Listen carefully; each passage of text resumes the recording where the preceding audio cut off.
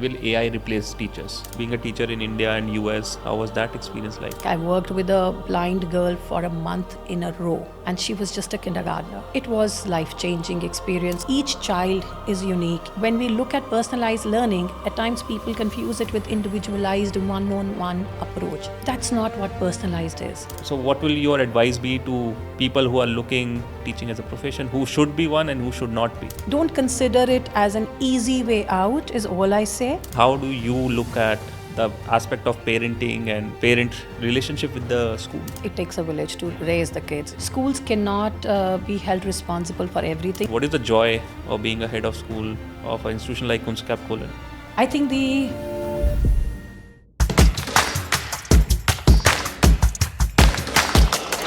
Hi, welcome everyone. This is Ankur Vora. Welcome back to another episode of Intersect by Masters Union podcast series. Today we are having with us Miss Inderbir Thussu, who is one of the leading principals, head of schools at Kunskapsskolan in Gurgaon. Welcome, ma'am, to this podcast series. So happy to have you here with us. Thank you, Ankur, and I'm equally excited. You know, you have been part of Intersect. I think you were Yes. in the couple of initial Intersects that we hosted. You were on one of our panels. Yes. You know, what is your take on Intersect and how we are bridging the industry-academia divide at Masters Union? I think, again, this is something which we've been talking from the fact that academia and the industry, they have to come together. And I find this Intersect the most interesting way to connect with the industry, and I can see how it is impacting the students, like how confident they were. Especially there were these students who were projecting they had their products and they were selling and they were explaining. I think that was a very, very good experience, and they actually kind of convinced me to buy everything possible on that day. Wonderful.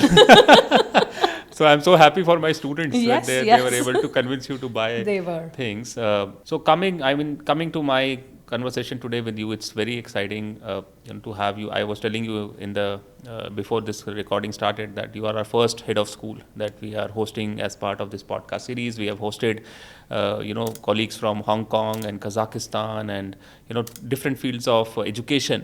But I'm so excited to have my first principal on this chair today.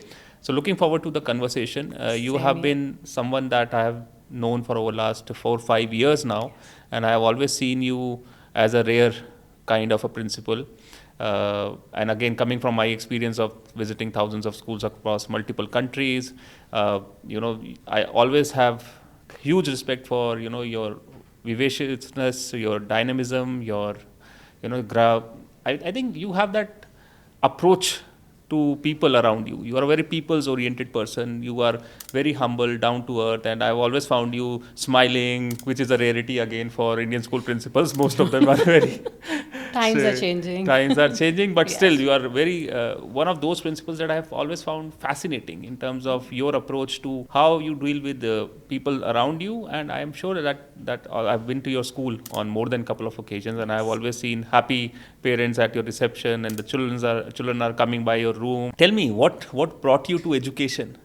What brought you to school and becoming a teacher? If you can just share the beginning of Inderbir as a teacher. Sure. I think I'm one of those blessed people with lots of gratitude. I say that I had a very clear vision when I was studying in my graduation that I decided that I want to be a teacher. So I was doing my ICWA along with doing my BCom honors, and then comes that time when you have to either graduate to become an MBA, do the MBA or the CA, because I had already done my ICWA, so it was more or less, okay, which field?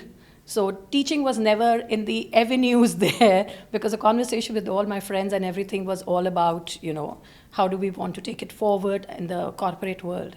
So I think I was one of those odd ones out where I said, I think I would want to do my MCom and not get into the college or the university, but I want to teach in school. Wow. So I just feel that you chose to be a teacher. Yes, I chose to be a teacher. So I think that's where my passion comes from. So now it's going to be 30 years this year. Yeah. I was Since going through your profile. I'm so like, you 1995 is when I entered my first class. And now it's 2025, so 30 years. 30 yes. years. You know, when I was going through your profile and I saw 30 years and I was like, Inderbir ma'am, to lagte nahi hai 30 years. I You think the look children so keep young. you young. Yeah. They keep you on your toes, and you have to be with them. With the world changing, each generation teaches you so much that you kind of get that energy. Yeah. I think that's where it is, and I really, really am truly grateful to all my Wow. students. 3 They have really decades. kept me going. Yeah, yeah. That is amazing. I mean, in times when people feel burned out after 2 years of doing a job, you've been in that profession for 3 decades, and I'm sure in these 3 decades you have impacted thousands of lives across multiple institutions. So let us start with the first institution that you went through as a teacher. I think that's DPS Mathura Road, Absolutely. where you spent good 14 years 14 as a years. teacher. What was your experience at Mathura Road? What brought you to DPS Mathura Road? And then, how was the experience? What did you learn? So this was during while I was doing my B.Ed. Okay. I had just completed my theory questions, and there was an opening, and I applied for it, and I got through. Again, how the brand names carry that weightage, and everybody explained to me, oh, you've got through DPS, you have to stay on. That's where it is. So yeah, I just joined in the flow. And I would say, very good learning, because that's your first job. There is so much to do, so much to learn. And it's a very structured organization. So you learn through various processes. So that was one for being a part of an organization. So lots to learn and take away there. But I think even the fact that who I want to be and what kind of teacher I want to be is what I learned at DPS, because this was my first teaching experience, and straight on I was teaching grade 11th and 12th, because Wow. I was teaching accountancy, and there is no other way that you can be an accounts teacher else than teaching grade 11th and 12th. So I was literally 5 years apart from the students, right?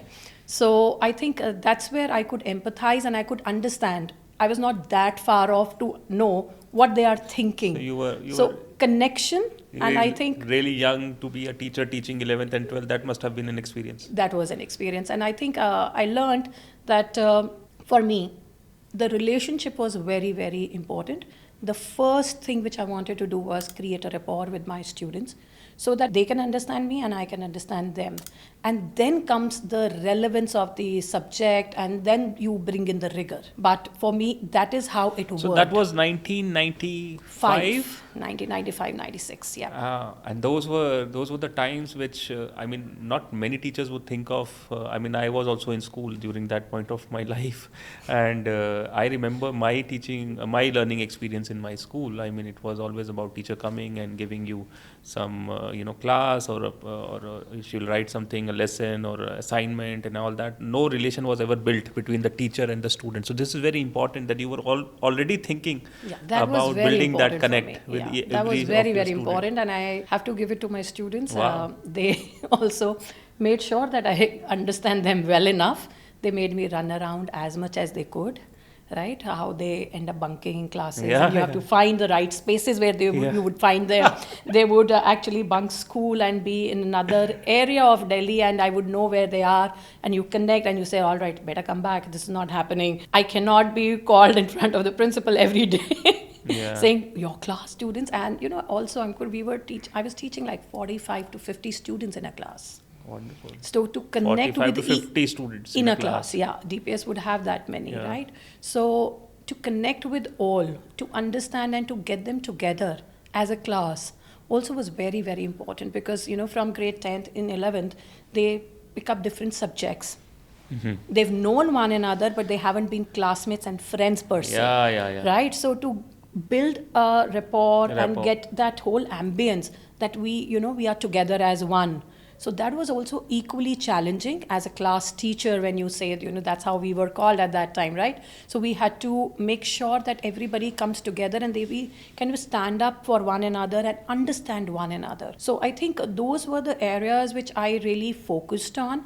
And yes, few years were scary for me, because I always used to worry, oh my God, what will happen if he doesn't pass or she doesn't pass? But, you realize that, kids are very smart. Each one of them knows what they are working towards. You just have to be there to guide them, mentor them, be with them, through thick and thin, literally hear them out, I think And that really helped. That is very important. I think, I was again in a school last week doing a workshop on impact of AI on teaching as a profession. This was at DPS Doha, and there were, 600 teachers, 20 schools from around Qatar. And one of the questions was, which will AI replace teachers? Yes, And I said AI cannot replace teachers, because if you have that emotional connect with each of your Yes. student, nobody can do that.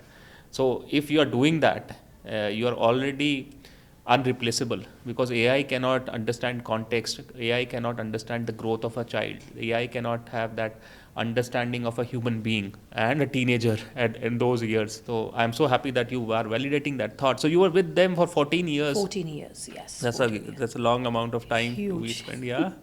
And then I read that you went to US. Yeah, my husband got posted there, and I thought, okay, let me take a plunge. And literally telling you, I was made to sit down by my colleagues and say, does anybody resign from DPS? Are you mad? Yeah. What is wrong with you? Take Yeah. a sabbatical. Yeah. You're not supposed to resign. And So there is an option of sabbatical there. Yes. Oh, wonderful. So I was just laughing with them. I said, no, I need to move on. If I have to move on, I have to burn the bridges so that I know there's always a backup option is not there. Yeah. I want to be in a space where I learn. So I think the learner in me, I kind of pushed me to keep trying and keep looking at things differently, how to make it more effective for the students. So I think that kept me going. So in US also the same thing. Again, you have various options. When you move to another city, another country, you always have an option saying that, do you really want to continue with this profession? So maybe you want to explore something Yeah, else. yeah, And I've absolutely, seen a you could lot have. of people doing that. And the fact that I was from accounting, the banking, finance came in quite easy. So again, I kind of, reflected and sat down. Again, I was very clear that even if it takes a little bit longer for me to get a job as a teacher, I would want to continue as an educator rather than Yeah, even in US, changing you the- didn't choose Yeah. any other profession apart from being a teacher. So it takes very long to get Yeah, your that's very important. certificates transferred and transcripts to be, managed. Along with it, they do a very thorough background check before they allow you even inside the school. Okay. Yeah, so that whole criminal background check, it takes around about 3 months to, Okay. just to say that, okay, you can be hired or you can even volunteer in a school. In a school. So So that is the importance of a teacher in that part of the Yes, world. That yes. nobody can just walk in and start teaching a class or start even volunteer volunteering. at a school. So yeah, like my daughters were studying there, so I had actually gone in and said, hey, I'm ready to volunteer. They said, no, even for that you have to get your background checked. We cannot just allow anyone inside just like that and be with the students. Wonderful. So yeah, it was a long And process. which school was this, and which city? I you were was in Schaumburg. So with Schaumburg, I was with the district. So Okay. how it worked there was, I took up a job of a substitute teacher. So that implied that within the District 54, there were 28 schools. Okay. So I could be on a call in case of any teacher taking a leave, and Okay. I would be a substitute for them. So Wow. I was, so out of those 28 schools, So any school could call any you. school could call me. So the choices which I gave as my preferences, because I've always taught, I had all the experience was with the senior school. I thought maybe it's a good idea to understand the basics. How does it work? So I had actually given them the choices as elementary school. So Okay. that was the kindergarten till grade 5, Okay. preferably. Okay. So that And was here you were teaching grade 11 and 12. only 11 and 12. So that's where I thought, it'll be a different experience, and maybe it'll help me to understand systems a little bit better. And how was that experience? I mean, I'd love to understand, the difference between being a teacher in India and US. How was that experience like? It was very, very beautiful, and I think it was life-changing for me, because somehow or the other, when I started volunteering and I started working as a substitute teacher, the first few substitution which I got were of a special needs teacher Okay. as an assistant there, which I had no experience of, and I went and I explained it to the school saying that I've never worked with special kids. But I must say my whole learning and my life changed from there, because after that, if if they kind of like your work, they put you on a preferred list. Okay. And somehow or the other, all my jobs post that, majority of them came for working with the special kids, Okay. which I had never experienced. So I learned a lot. Like I worked with a blind girl for a month in a row because the teacher had gone and she was just a kindergartner. So I had to be with her, and I learned how she was so independent and how I had to support her. So I read a lot, I started understanding more, I would spend more time with the teachers there to understand how can I support them better. So I think it was life-changing experience, and you could see there is so much more to education and how well integrated those kids were within the school system, and how everybody else will also help out. All the other students would volunteer and take turns during recess to work with these kids, to take care of these kids, and how we are aligning them within the whole society. So I think that is something was very, very beautiful. So happy to hear the contributions. I mean, teaching special needs kids is itself experience that and you had that experience, and so happy to hear that. Now you were in US for some amount of time, around about 2.5 2.5 3 years, and then I was reading you came back to India and you started working with heritage schools. Yes. I think 7 years you worked with them.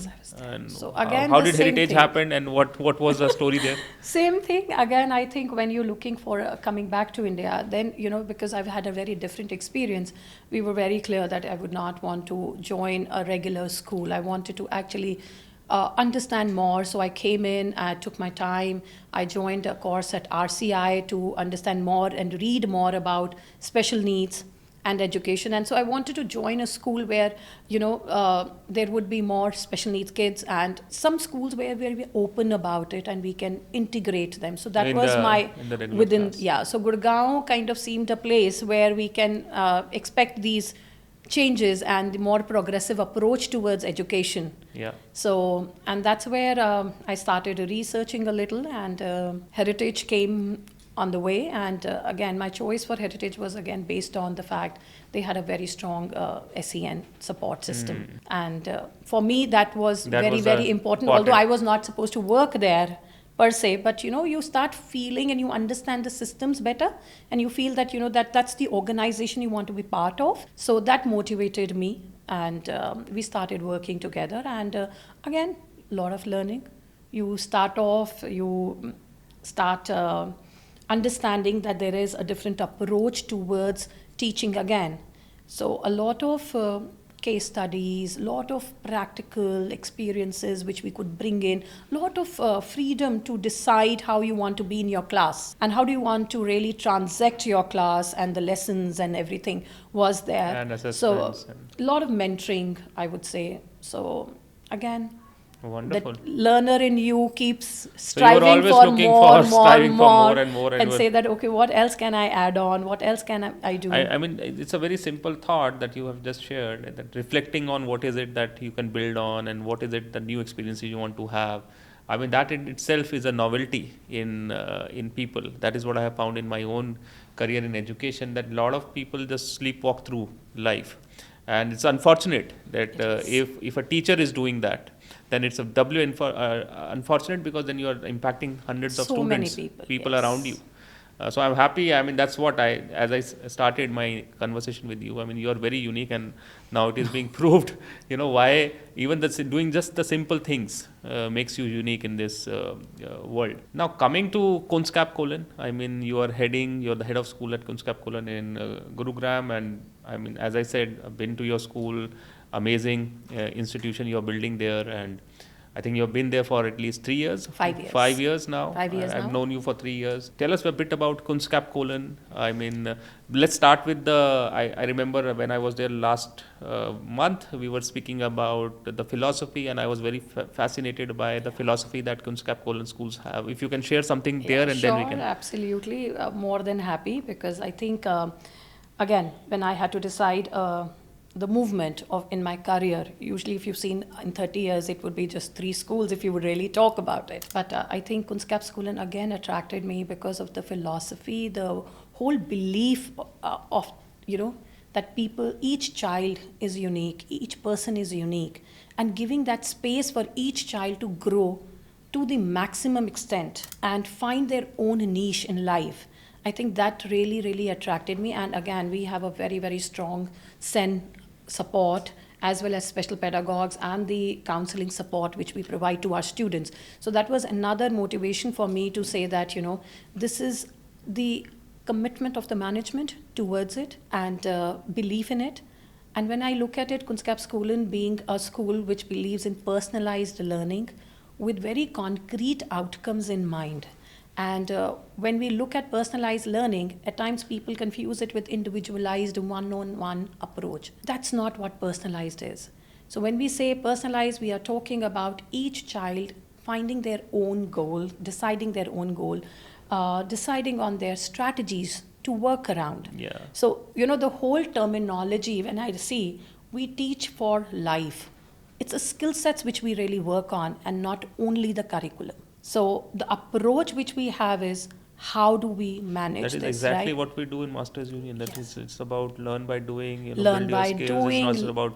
It's not about only getting a degree, but it's about Yes. making a career and how can institutions help you do that. I'm so happy. And it's like I read about it and you were telling me it's a Swedish. It is a Swedish concept, brand. yes. Yeah, and I mean in India you have multiple schools, I assume. 5 schools in all. Okay, and all these 5 schools are following the same approach. Absolutely, Okay. absolutely. And not only the 5 schools here, the 100 plus schools which we have world over. Same. Same, identical. So that's Okay. where our students can actually relate to one another when they have conversations. There are so many opportunities where they can actually have the virtual exchanges as well as in-person exchanges.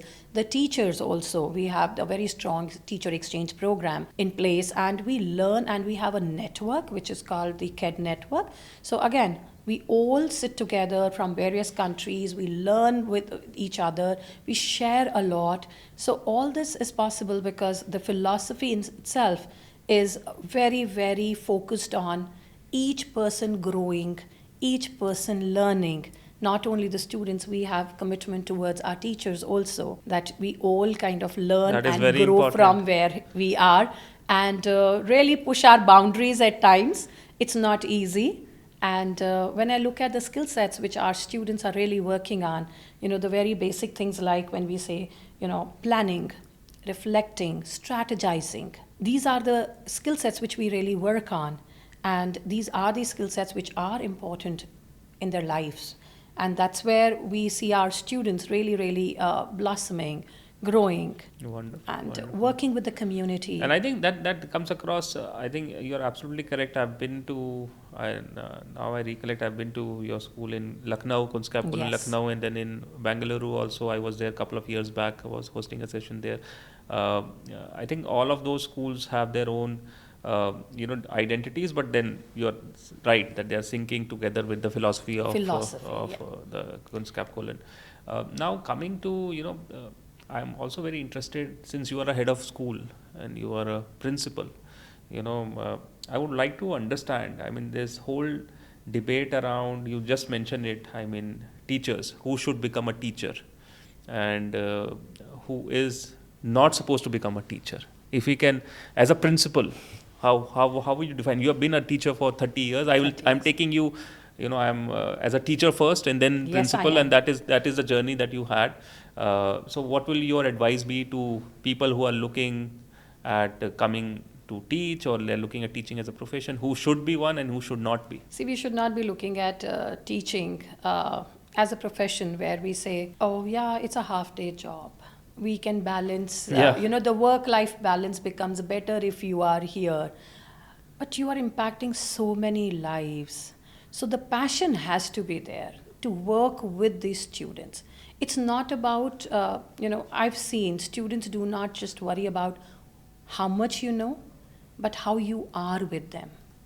How you deal with them is so much more important for them. How you impact them, and not only what knowledge you bring in. Yeah. Because knowledge, I feel, is also available otherwise. Knowledge right? These days is available. So it's how you are with them, how you make them feel, how do you work with them is so important. And somebody who's ready to invest emotionally also in this job, I feel is the right choice. the passion has to be there, because it's a very, very emotionally draining job, because if you would really say, you really invest a lot in each kid. Yeah. And it does impact you. You are with them all the time, right? So you should be mentally prepared for it. Yeah. It should not be just taken as an easy way out, saying that, okay, I was in the corporate for the 12 years and now I feel half that a day. now I'm ready. I need to give more time to my family. And that's why I want to be there. But you have to find more to it. It's not wrong to change a profession. It's just that don't consider it as an easy way out, is all I say, because a lot needs to be invested and we are impacting lives. Absolutely.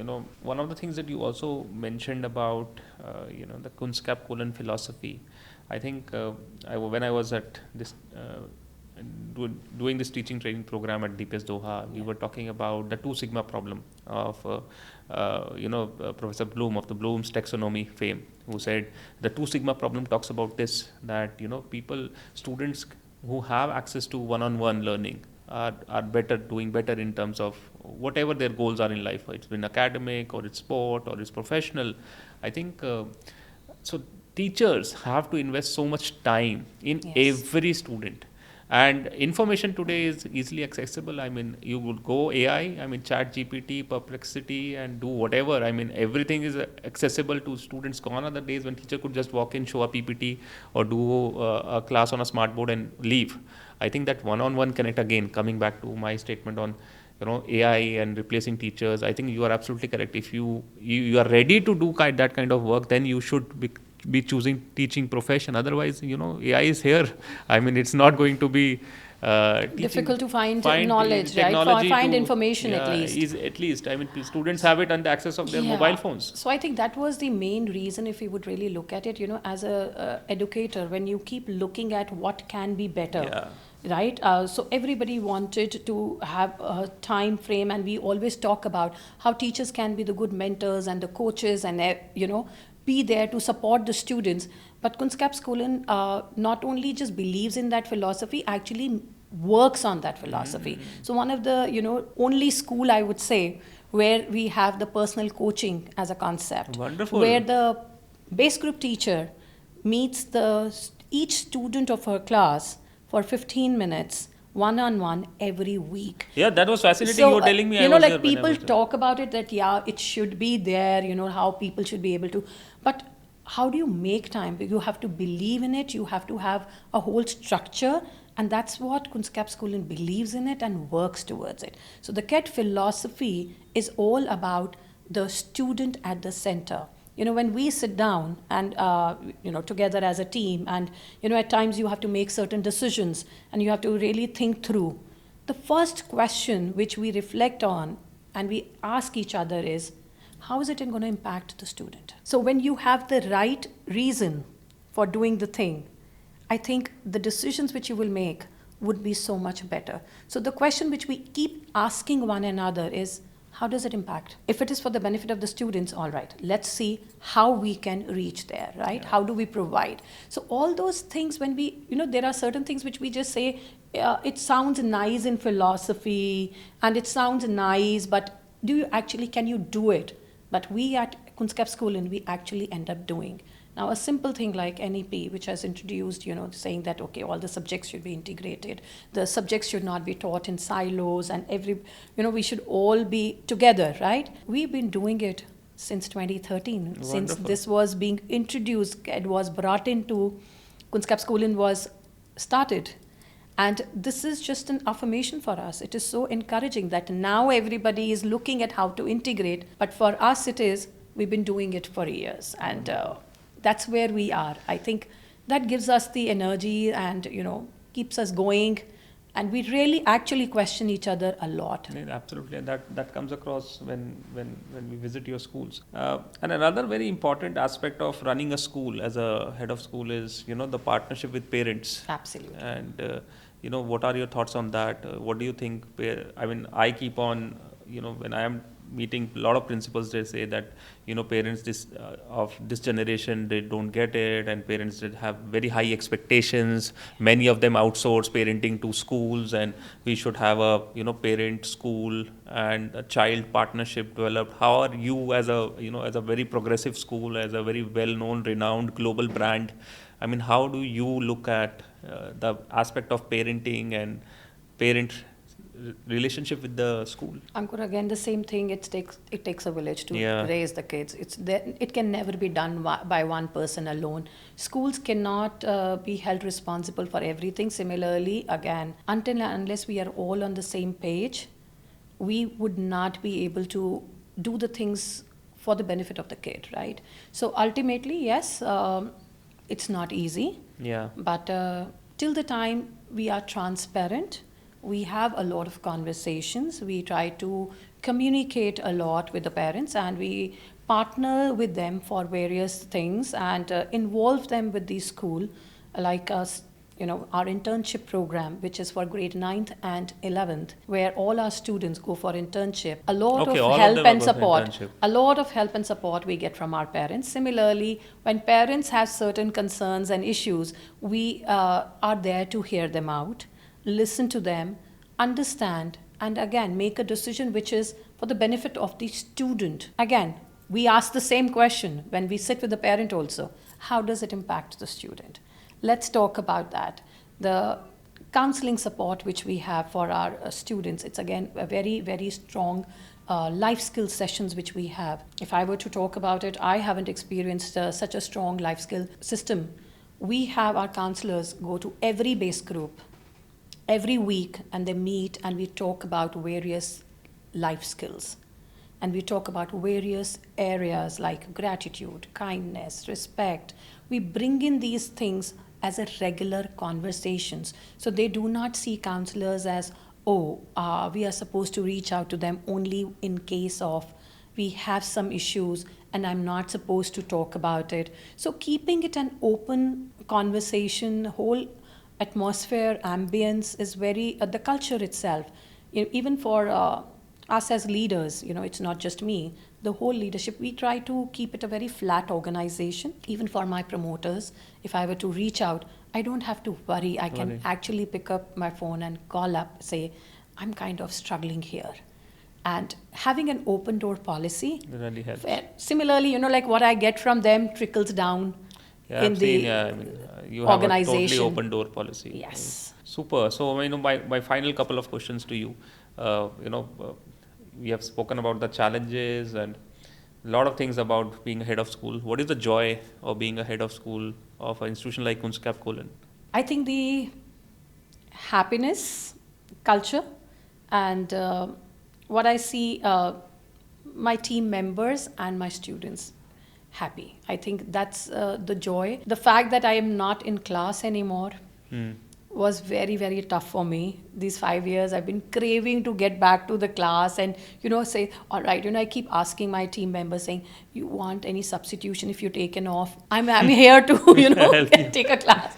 And, but again, I think just being there and seeing the whole team developing, the students blossoming. I think your school is about, you were the founding principal? No, no, I was not. School was started in 2013. 2013, okay. Yeah, so I joined in 2020. 2020. But tough times during COVID. Oh yeah, that's and what I was thinking. And coming back was little challenging. But yes, I think we've now kind of gone now through the whole cycle yeah. and everything. But I think the joy for being there is when you see these kids running around, talking to you, having conversations, a kindergarten student coming in and explaining certain things and talking about their projects with you, their goals with you. I think it's so satisfying, it's so gratifying. And similarly, the team members, when they come in and share their concerns, when we can find solutions and make them happy and say, okay, let's work together. See everyone around you developing along with you. I think it gives me the joy and keeps me going, wonderful, gives me the energy. Wonderful. So happy to hear that. And we can all see it when we are visiting your school, everybody, as I said, everybody is happy. They are all excited, energized, and the school has that energy. Any institution I travel to, I always say it's not only about the buildings, it's about the people, and you have that vibe of a great Yes. institution. When you walk in, you can feel that vibe. Now, coming to that vibe, my final question: what is your assessment of Masters Union as an institution? Do you see that vibe here with us and our students?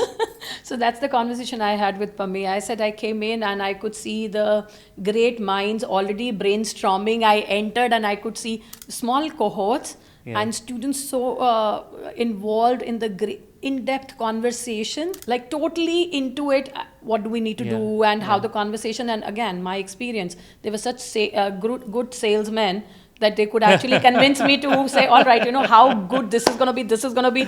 And I ended up saying, okay, let me buy this also. Okay, this also looks nice. This also has a concept. So I think those are the good things when you see that. I'm so happy that you're talking about them. I mean, those were my first year students. Yes. And all their businesses were self-made. Those are drop shipping challenge businesses that we showcased during Intersect.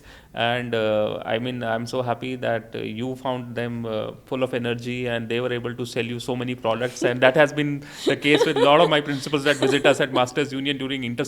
That a lot of sales happen. But that's the good part, right? That's a good part that my students are good. So they are convinced. They knew they could talk about their product. See, again, that talks about how much research you've done, right? You know what you're talking about. It's not for the sake of just trading a thing, right? That was just not trading. So when we say learn by doing, and I talk about this when I travel to meet people like you, leaders like you in schools, that learn by doing is now not an option. It is the only way forward for our kids. And if we can teach first semester kids drop shipping, help them build businesses, which we have done over 1 crore in business in the first semester itself, it is amazing. And then that teaches you for life, right? Absolutely. You don't need to become, a college does not need to be a waiting room for you to enter the corporate after 4 years. My kids today are in corporate. We are sitting in DLF Cyber Park in the middle of corporate Gurgaon. Yes, absolutely. All the top corporates are here. It is for a reason that we are here. That we want, if doctors go to a hospital to learn medicine, why can't business students be in a corporate park? Again, a different thought process. Yeah, absolutely. And it takes time. Yeah. And again, you have to work around with our own old thought, and we say, okay, this is the only way to do it. I think till the time we are flexible, and adaptability is a very, very important skill set to have. Absolutely. And that's the only way I see in the future. Anything what is happening around you, how do you understand it? How do you adapt to it? How do you move forward in it? Because I cannot just keep saying that, okay, this is not, we were taught very differently. Very differently. So is it that I say, is that the only way we should teach? No, but you had to think through, now the world is changing. So how do we bring in more experiences? How do we bring in skill sets? Yeah. It's not just about the content, it's about the skill sets. Absolutely. So I think, again, the same thing, when you keep working at it and you keep thinking about how you can make it better for your students, I think that keeps you going and you keep progressing along with it. Absolutely. What a joy it was to have this conversation with you. Same here. Thank you so much, Inderbir ma'am, for being here with us and gracing us another time at our campus. No, absolutely. I'm also very, very grateful. Thank you so much. It's been a pleasure, and it's always a pleasure to talk to you. We can, I think, explore as many areas on topics of discussion as we want. Absolutely. Thank you so much. Thank you.